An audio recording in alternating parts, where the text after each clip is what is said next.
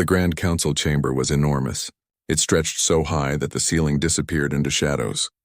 Thousands of seats filled the massive space, arranged in circles that rose up like a stadium. In each seat sat a being from somewhere else in the galaxy. Some had scales, some had fur, some looked like insects, and others were hard to describe at all. They all watched the center platform where Dae-hyun Park stood. Dae-hyun was a human man in his mid-40s. He wore a simple gray suit that looked plain, compared to the colorful robes and armor worn by the aliens around him. His black hair had some gray at the temples. His face showed no emotion as he stood with his hands clasped behind his back. Behind him stood Hye-jin Lee, a woman in a dark military uniform. She carried no visible weapons, but her posture was that of a soldier ready for anything. The aliens in the chamber made various sounds. Some clicked, some buzzed, some made noises that hurt human ears. Translation devices attached to every seat converted these sounds into words that everyone could understand. The noise was loud and chaotic. Most of the aliens seemed angry. At the highest point in the chamber sat the Primarch. His name was Velthoran, and he was old beyond measure. His species looked like massive insects with multiple legs and eyes that glowed with a dim blue light. His body was covered in a shell that had turned pale with age. Velthoran had led the Galactic Council for over 2,000 years. He had seen species rise and fall. He had negotiated peace between enemies who wanted to destroy each other. He had built the Council into what it was today. Now he looked down at the human representative with what might have been disappointment. Dae-hyun met his gaze without fear. Velthoran raised one of his many arms. The chamber fell silent. Even the translation devices seemed to quiet down. The Primarch's voice was old and tired, but it carried clearly through the massive space. Humanity has been part of this council for 300 years, Velthoran began. We welcomed you with open arms. We shared our knowledge. We traded with your worlds. We helped you travel between the stars. We gave you everything we give to all new members of our community. Dae-hyun stood perfectly still. His face remained calm. And how have you repaid this kindness? Velthoran continued. His voice grew harder. You have taken more than your share. You have expanded beyond your assigned territories. You have refused to follow the rules that keep our galaxy peaceful. When we asked you to explain, you gave us empty words. When we demanded you stop, you ignored us. Around the chamber, aliens clicked and buzzed their agreement. Some banged their appendages on their seats. Others made gestures that meant approval in their cultures. The council has been patient, Velthoran said. We have given you chance after chance. We hoped you would see reason. We hoped you would understand that you are part of something greater than yourselves. But you have shown us that patience is wasted on humanity. Dae-hyun's lips twitched slightly. It might have been the start of a smile, but it was gone so quickly that most observers thought they had imagined it. Therefore, Velthoran said, his voice now cold and formal, the Galactic Council has reached a decision. By unanimous vote of all member species, we hereby declare that a state of war exists between the Council and humanity. All trade agreements are void. All diplomatic relations are severed. All humans in Council space have one standard week to return to their territories. After that time, any human found outside Earth's system will be treated as an enemy combatant. The chamber erupted in noise. Thousands of aliens made sounds of approval. Some stood from their seats. Others waved appendages in the air. They expected to see fear on the human's face. They expected him to beg for mercy. They expected him to plead for another chance. Instead, Dae-hyun Park smiled. It was not a small smile. It was not a nervous smile. It was wide and genuine, the smile of someone receiving wonderful news. His eyes lit up with what looked like joy. Behind him, Hye-jin Lee also smiled, though hers was more controlled. The noise in the chamber died down as aliens noticed the humans' reactions. Confusion spread through the crowd. This was not how a weaker species was supposed to respond to a declaration of war. Velthoran leaned forward in his high seat. Do you understand what I have said, human? This is war. Your species will face the combined might of 600 advanced civilizations. You will be crushed. Your worlds will be occupied. Your people will submit to council rule. Do you comprehend this? Dae-hyun's smile grew even wider. He took a step forward. When he spoke, his voice was loud and clear with no hint of fear or uncertainty. Oh, I understand perfectly, Primarch, he said. I understand better than you know. And I have something to say in response to your declaration. He paused, looking around the chamber at all the alien faces watching him. His smile became something else, something that made several nearby aliens shift uncomfortably in their seats. It was the smile of a predator that had finally spotted its prey. "It's finally time," Daehyun said, and his voice carried a weight that made the words sound like a threat rather than a statement. The chamber fell completely silent. Even the translation devices seemed to hold their breath. Aliens looked at each other in confusion. What did the human mean? Time for what? Velthorin's glowing eyes narrowed. "Explain yourself, human." "What do you mean?" Daehyun turned to face the Primarch directly. "For 300 years, we've been good members of your council. We've followed most of your rules. We've played nice. We've pretended to be just another species trying to find our place in the galaxy. Do you know how hard that's been? Do you know how much patience that required?" He laughed, and the sound was not pleasant. "But now you've declared war. Now you've given us permission to stop pretending. Now we can finally show you what humans really are." Hyejin Lee stepped forward and handed Daehyun a small device. He activated it, and a holographic display appeared in the center of the chamber. It showed a star map with thousands of points marked in red. "These are our ships," Daehyun said calmly. "Every red dot is a human fleet. Notice how many there are. Notice how they're positioned around every major council world. We've been preparing for this day since we first met you. We knew it would come eventually. You species love peace because you're weak. You need the council because you can't protect yourselves. But humans, we don't need protection. We are the protection." The chamber erupted in chaos. Aliens jumped from their seats. Some tried to access their own displays to verify the humans' claims. Others shouted in their native languages. Fear began to replace the earlier confidence. Velthorin stood up from his seat for the first time in decades. His ancient body trembled with either rage or fear. "This is a trick. Humans don't have that kind of military power. Your technology is centuries behind ours." "Is it?" Daehyun asked softly. "Are you sure about that? Tell me, Primarch. When was the last time the Council actually fought a war? When was the last time any of your species faced a real threat? You've had peace for so long that you've forgotten what war actually means." He turned in a slow circle, addressing the entire chamber. "Humans have never forgotten. On our world, we fought each other for thousands of years. We perfected the art of war before we even left our planet. Every advance we made, we tested it in combat. Every technology we developed, we asked how it could be used as a weapon. That's what you invited into your peaceful galaxy. That's what you welcomed with open arms." Daehyun walked toward the exit. Heejin fell in step beside him. At the doorway, he turned back one last time. "You wanted war, Primarch. You're going to get it. And when this is over, you'll understand why it was a mistake to let sleeping predators lie. Sweet dreams." The two humans left the chamber. Behind them, chaos reigned as the council finally began to understand the magnitude of their error. 5 kilometers beneath the Pacific Ocean, in a place no council member knew existed, Admiral Yunho Choi watched the screens that covered an entire wall of the command center. Each screen showed something different. Star maps, fleet positions, communication channels, and live feeds from across human space. The room buzzed with quiet activity as hundreds of officers worked at their stations.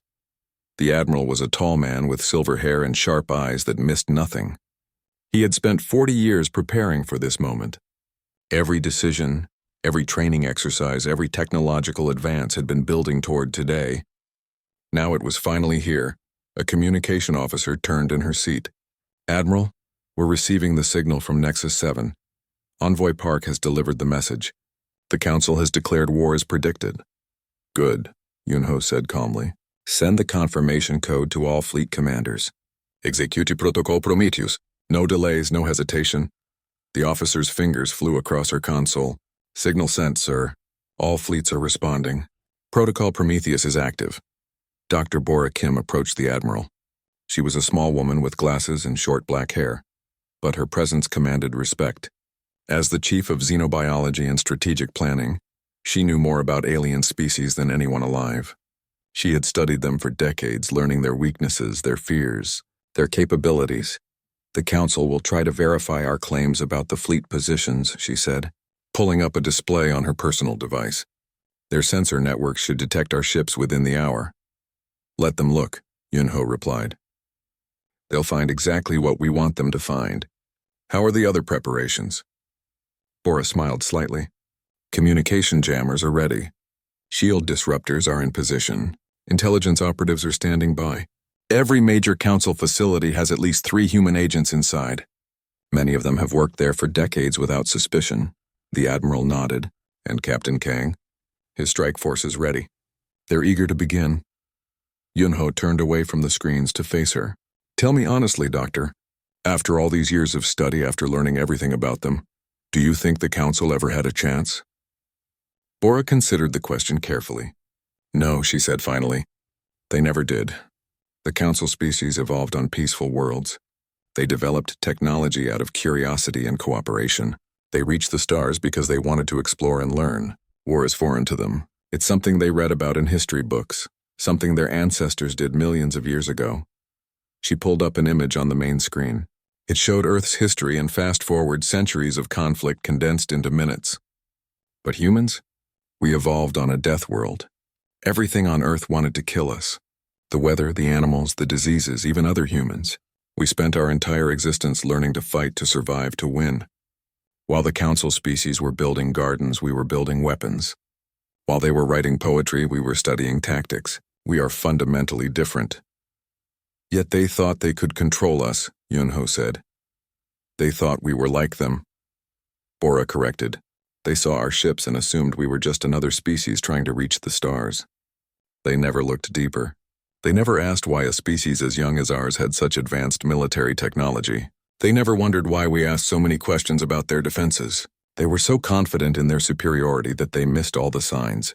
A new voice joined the conversation. They saw what they wanted to see. Captain Jiwoo Kang entered the command center, his dark uniform showing his rank as commander of Earth's most elite strike force. He was younger than the Admiral, perhaps in his early 30s, but his eyes held the hardness of someone who had seen real combat. Captain, Yunho acknowledged. Your teams are ready? Ready and waiting, sir. We've been training for this specific mission for 5 years. Every soldier knows their role. Every contingency is planned for. We won't fail. Jiwoo moved to stand beside the Admiral, looking at the wall of screens.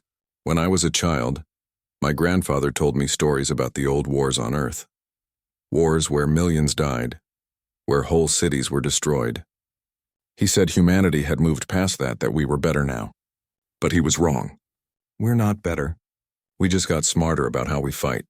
Your grandfather was part of the early space program, Yunho said. He helped establish our first colonies beyond Earth. Did he know about the larger plan? He suspected, Jiwoo replied. Near the end of his life, he asked me if we were still warriors pretending to be explorers. I told him yes. He smiled and said that was good, that the galaxy would need real warriors eventually. Bora pulled up another display. The interesting thing is, we didn't lie to the Council. We just let them believe what they wanted to believe. We told them we were exploring. We told them we wanted peace. We did, on our terms. We told them we respected their rules. We did until those rules became inconvenient. Every word was technically true. Deception by omission, Yunho said. The best kind. How long until the Council realizes the full scope of our preparation? They already know about the visible fleets, Bora said, checking her data. But the ghost fleets? The hidden shipyards? The weapons platforms in dark space? Those will take them weeks to find. By then it will be too late. An alarm chimed softly. The communication officer looked up. Sir, Council Military Command is mobilizing their forces. They're calling up reserve fleets from across the galaxy.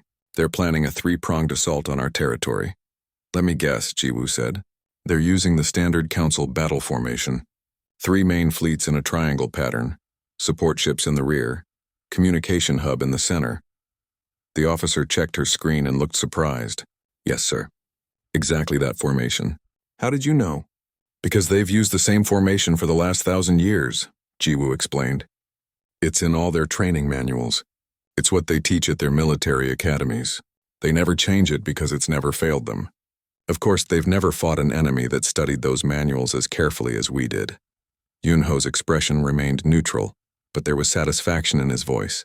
Then they're doing exactly what we expected. Dr. Kim, what's your assessment of their chances? Bora didn't hesitate. 0. Their shields are vulnerable to our new pulse weapons. Their communication systems operate on frequencies we can jam. Their ships are designed for long-range bombardment, not close combat. They have superior numbers but inferior tactics. They think war is about showing strength until the enemy surrenders.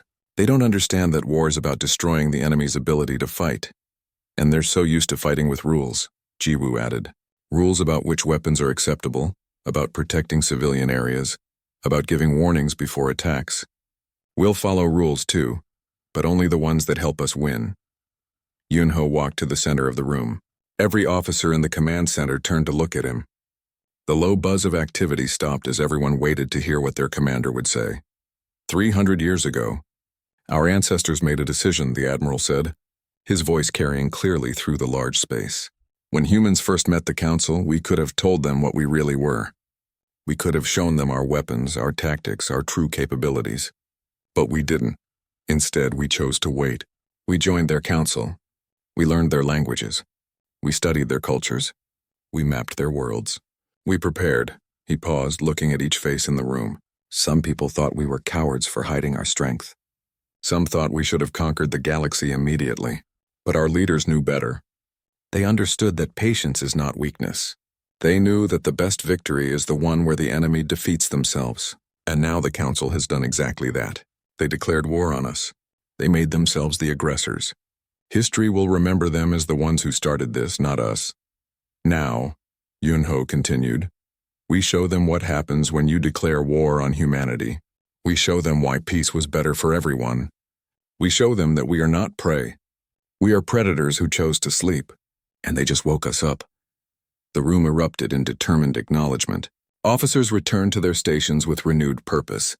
Jiwoo saluted and headed to prepare his teams.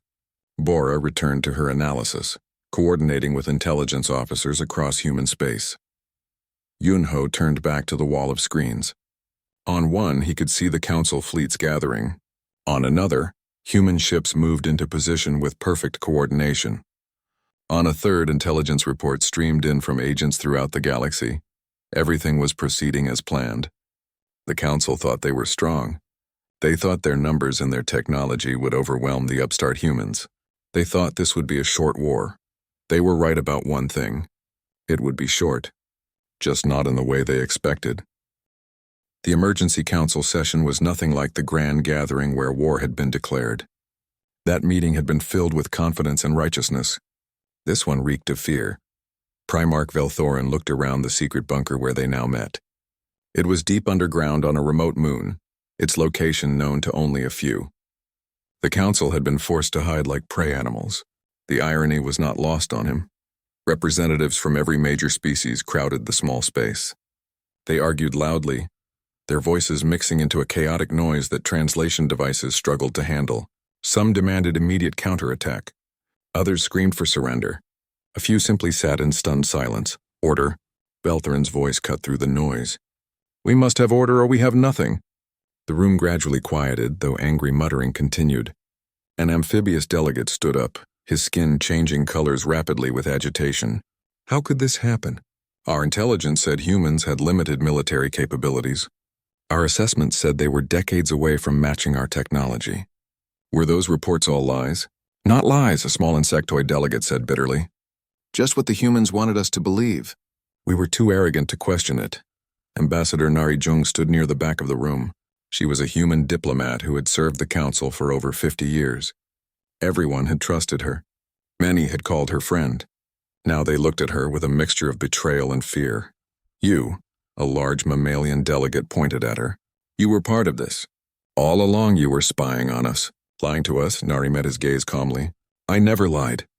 I reported accurate information about human activities within council space. I followed every protocol, every regulation. But yes, I also reported back to Earth about everything I learned here. That was always my primary duty. How many of you are there? Another delegate demanded. How many human agents do we have in our governments, our militaries, our research facilities? Nari smiled slightly. More than you think. Less than you fear. Does it really matter? What matters is that you declared war without truly understanding your enemy. That was always going to end badly.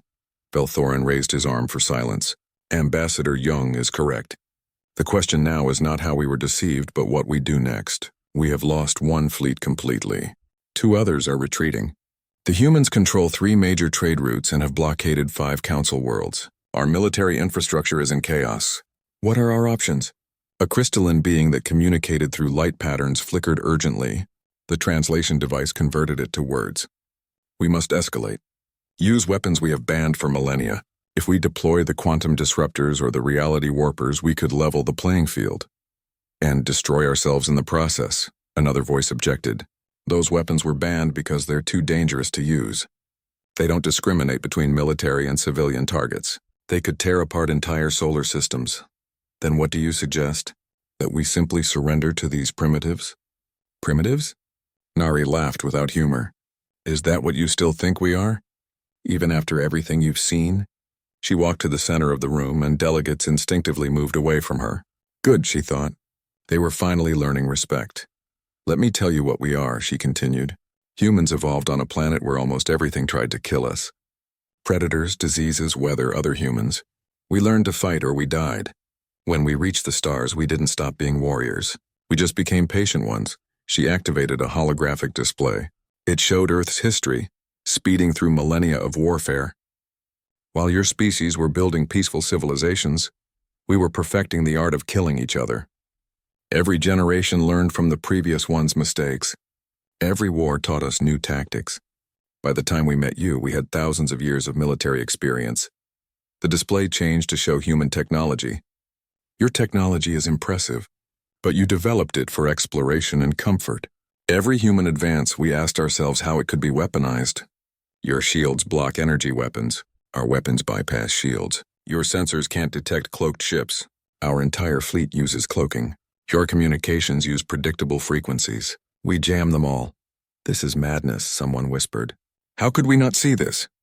Dongjun Shin stood up from where he had been sitting quietly. He was another human, but most delegates had thought he was from a similar-looking alien species. He had worked in the Council's intelligence division for 30 years. You didn't see it because you didn't want to, he said. I gave you reports showing inconsistencies in human behavior. I filed warnings about unexplained human activities in deep space. I even directly suggested that human military capabilities might be underestimated. Do you know what happened to those reports? He pulled up files on his display.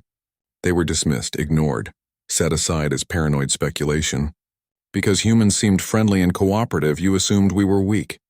You made the oldest mistake in warfare. You assumed the enemy was like you. Velthoran felt a crushing weight of failure. He had led the Council for 2,000 years. He had been so proud of their peaceful civilization. Now he understood that peace had made them soft, blind to real threats. What do the humans want? He asked quietly. Do they plan to exterminate us? Enslave us? What is their goal? Nari exchanged a glance with Dongjun. I can tell you what I know, she said carefully. But understand that I'm no longer representing Earth in an official capacity. My presence here is a courtesy. Tell us, Velthoran insisted. Humanity doesn't want to destroy the Council, she explained. Despite what you might think, we're not monsters. But we also will not accept being treated as junior partners in a galaxy we helped explore. We want respect. We want an equal voice. We want the galaxy to acknowledge what we are. And what are you? Someone asked bitterly. The strongest species in the galaxy, Nari said simply. Not the smartest, not the most numerous, not the most ancient, but the strongest. And in a galaxy that's becoming increasingly dangerous, you need strength. Dangerous? Velthoran leaned forward. What do you mean? Dongjun pulled up a star map. It showed regions beyond Council space, areas they had never fully explored. There are threats out there you don't know about, species that make the Council look weak, entities that view your peaceful civilizations as prey. Humans have encountered some of them. We've fought them. We've won. You're saying you started this war to protect us? The amphibious delegate sounded skeptical. No, Nari corrected. You started this war when you declared it. We just accepted it, but now that the war is nearly over, we can discuss what comes next. You can either accept human leadership of the Council, or you can continue fighting until your militaries are completely destroyed. Then we'll take leadership anyway, but with far less goodwill. The room erupted in angry voices again. Many delegates rejected the very idea of human leadership. Others argued for continued resistance. A few quietly discussed the possibility of surrender. Velthoran watched it all with tired eyes. He had built this council, nurtured it, protected it. Now he was watching it tear itself apart because he had misjudged a single species. The weight of his failure was almost too much to bear. A young delegate from a species that had joined the council only recently stood up. She looked nervous but determined. "Perhaps," she said quietly, waiting for the room to settle. "Perhaps the question is not whether we accept human leadership, but whether we can afford not to." Several older delegates started to object, but she continued. "Think about it. They defeated our largest fleet in less than an hour. They did it without destroying a single ship completely. They captured our forces instead of killing them. They're showing restraint even in victory. Is that not worth something?" "She's right," another voice agreed. "If they wanted to exterminate us, we'd already be dead. They're giving us a choice. That's more than many conquerors would do." The debate continued, but the tone was shifting. Fear was being replaced by reluctant acceptance. Pride was giving way to pragmatism. The council was beginning to understand that they had only two real options: accept the new reality, or face extinction. Belthorin finally stood, his ancient body protesting the movement. "We will vote," he announced. "Each species will decide for themselves. Do we surrender and negotiate, or do we fight to the end? I will cast my vote now. I vote to surrender." The room fell silent at the Primarch's words. If their oldest and most respected leader was willing to admit defeat, what choice did the rest of them have? One by one, delegates stood and cast their votes. The majority chose surrender. A few chose continued resistance, but they were too few to matter.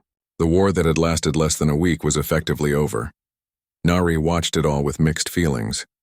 She had served the council faithfully for decades while also serving Earth. She had friends among these delegates, people she respected. Seeing them broken and afraid gave her no joy, but it had been necessary. The galaxy needed to change, and change never came peacefully. At least this way, the cost in lives had been minimal. That was something.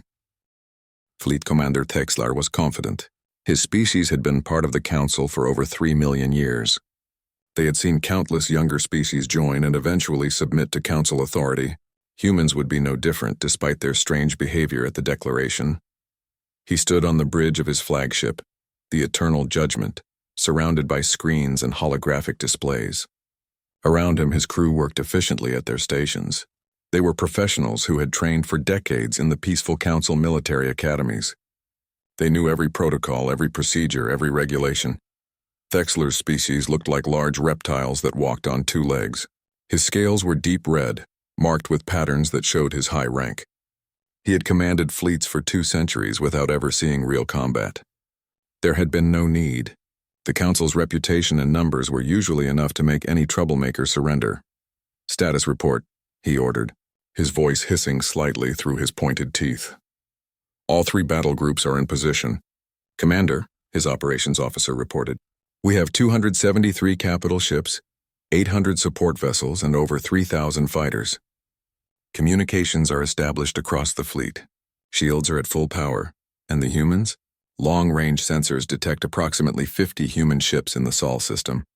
They appear to be standard defensive positions around Earth and Mars. No signs of aggressive movement." Thexler nodded with satisfaction. "Only 50 ships. They must realize how hopeless their situation is. Prepare to broadcast the surrender terms. Once they see our full strength, they will have no choice but to accept." The operations officer hesitated.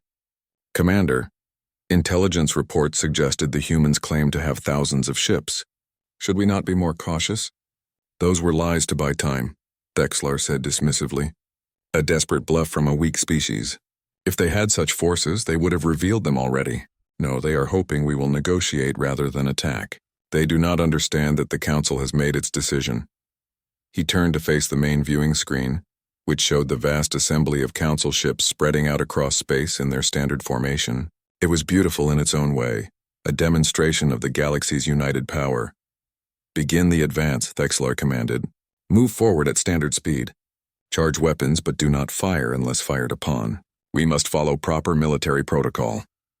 The fleet began to move, thousands of ships advancing in perfect coordination. Thexlar felt pride at how well his forces followed the ancient formations. This was how civilized species conducted warfare, with order and discipline. Then everything changed. The operations officer's voice went from calm to panicked in an instant. "Commander, new contacts. Hundreds of ships appearing on sensors. They're all around us." Thexlar spun around. "What? That's impossible." Where did they come from? The main screen changed to show tactical data. Red markers appeared everywhere, surrounding the Council fleet in all directions. Ships were materializing from nowhere, their cloaking technology far more advanced than anything the Council possessed. Confirming visual contact, the sensor officer said, his voice shaking. Those are human ships, Commander. Thousands of them. They were hiding in dark space, completely invisible to our sensors. Captain Jiwoo Kang watched from the bridge of his stealth destroyer, the Silent Hunter. Around him, his crew worked with quiet efficiency. They were not panicked or afraid. They were excited. This was what they had trained for their entire lives. All ships report ready, Captain, his tactical officer said. We have complete surprise. The Council fleet is in complete disarray. Jiwoo smiled coldly. Execute attack pattern Delta 7. Target their command ships first. Disable their communications. Show them what real warfare looks like.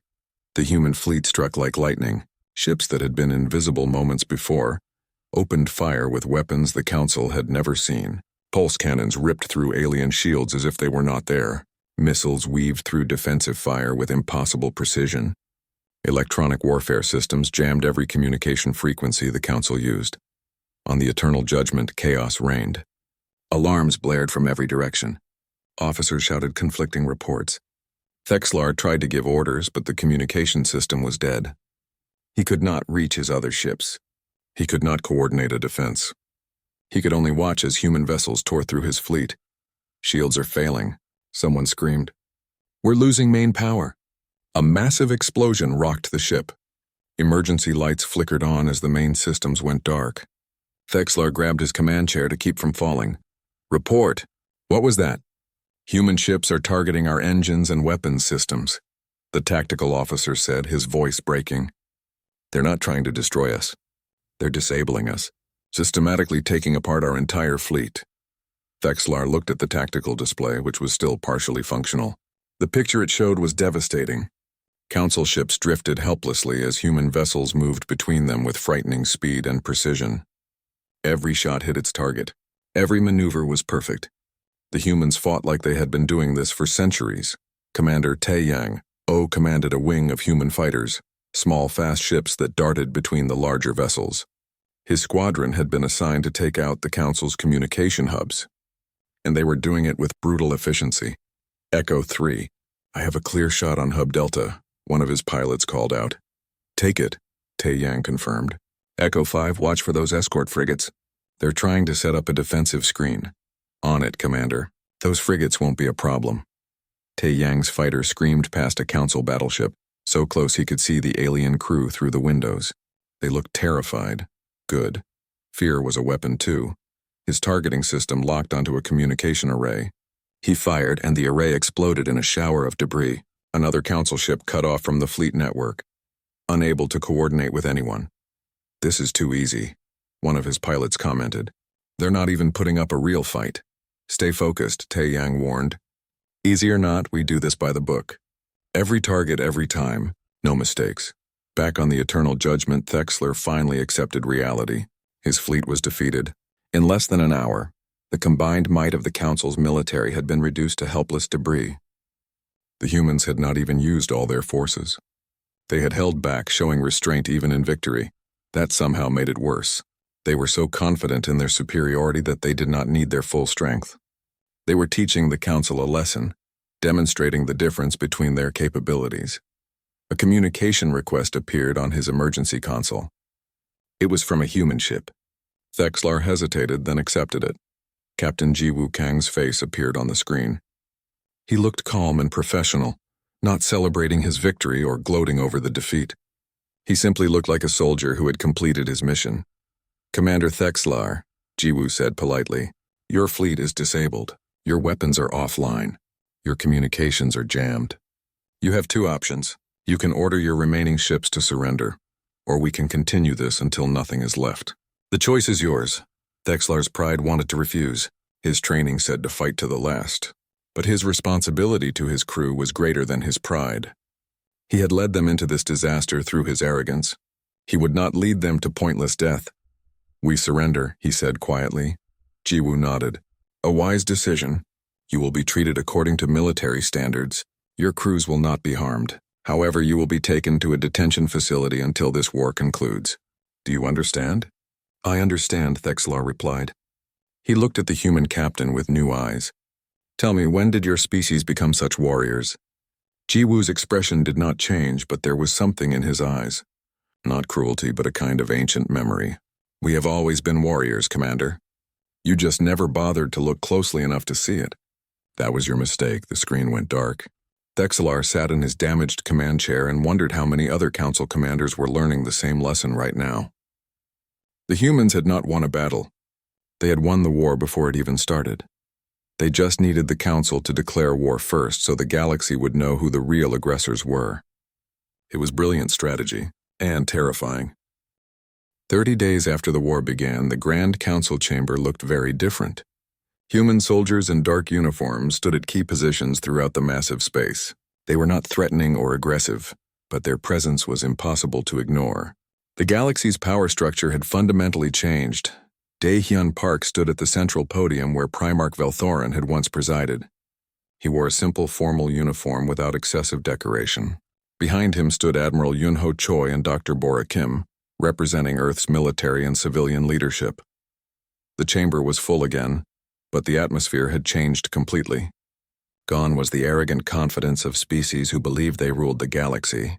Instead, there was cautious uncertainty mixed with grudging respect.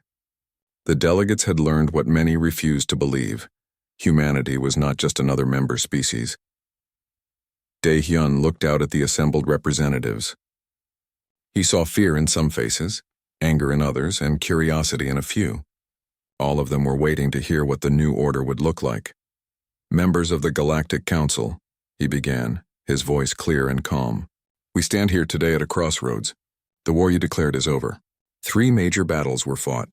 In each one, human forces achieved complete victory with minimal loss of life on either side. Your military infrastructure is intact but under our control. Your governments continue to function.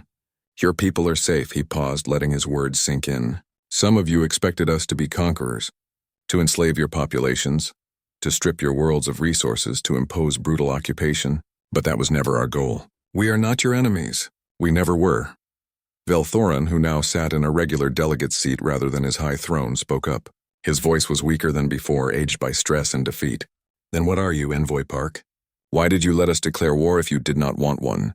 Daehyun turned to face the old Primarch directly. Because the galaxy needed to see the truth. For 300 years, humans played by your rules. We accepted being treated as junior members. We smiled when you patronized us. We nodded when you told us what we could and could not do. And the whole time we grew stronger while you grew complacent.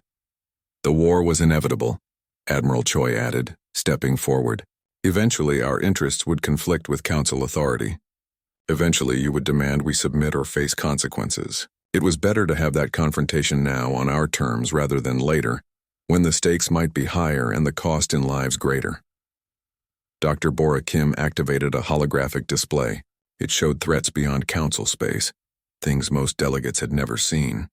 Hostile species, dangerous phenomena, entire regions of space that posed existential risks. The galaxy is not a safe place, she explained. The council has existed in a bubble of relative peace, but that bubble is shrinking. There are forces out there that view your peaceful civilizations as easy prey, forces that we have encountered and fought, forces that you are not equipped to handle. A mammalian delegate stood up angrily. So this is your justification? You attacked us to save us from some imaginary threat? We didn't attack you, Daehyun corrected firmly. You declared war on us. We simply accepted, and these threats are not imaginary. 20 years ago, a human colony encountered a species called the Devourers. They were consuming entire worlds, leaving nothing but dead rock. We fought them for 3 years before pushing them back into deep space. Did you ever hear about that war? The delegate sat down slowly, uncertainty replacing anger. Several others looked at each other with concern. They had not heard about any such conflict. Of course you didn't, Yunho said. Because we handled it. We protected council space without bothering you with the details. We've been doing it for decades. The difference is now you'll know about it. Now you'll contribute to the defense instead of hiding behind outdated peace treaties. Daehyun returned to the central point. Here's what comes next. The Galactic Council will continue to exist. Your governments retain their sovereignty. Your species maintain their independence, but the council's structure will change. It will no longer be led by the oldest species or the most numerous. It will be led by merit and capability. He pulled up a new organizational chart. Earth will assume primary responsibility for military defense and coordination. This is not negotiable. We have proven we are the most capable warriors in the galaxy. Other species will contribute according to their strengths. The crystalline beings excel at energy research. The amphibious species are masters of terraforming.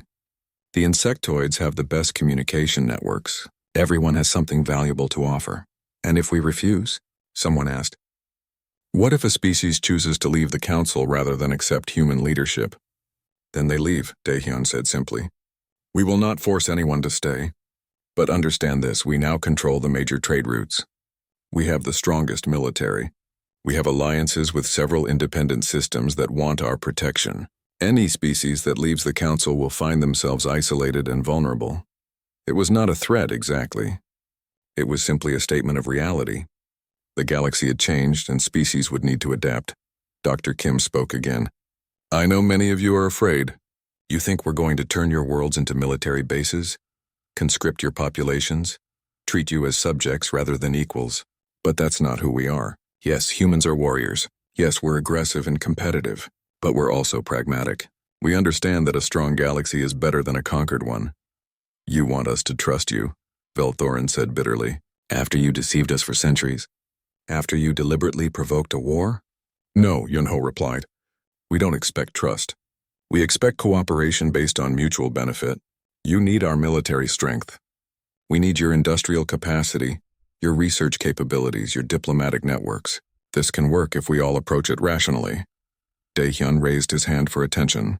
Let me tell you what I see when I look at this council. I see hundreds of species that have achieved remarkable things. You've built civilizations that lasted millions of years. You've created art and music and literature beyond human comprehension. You've solved problems we're still struggling with. You have so much to offer. He walked among the seats, making eye contact with different delegates.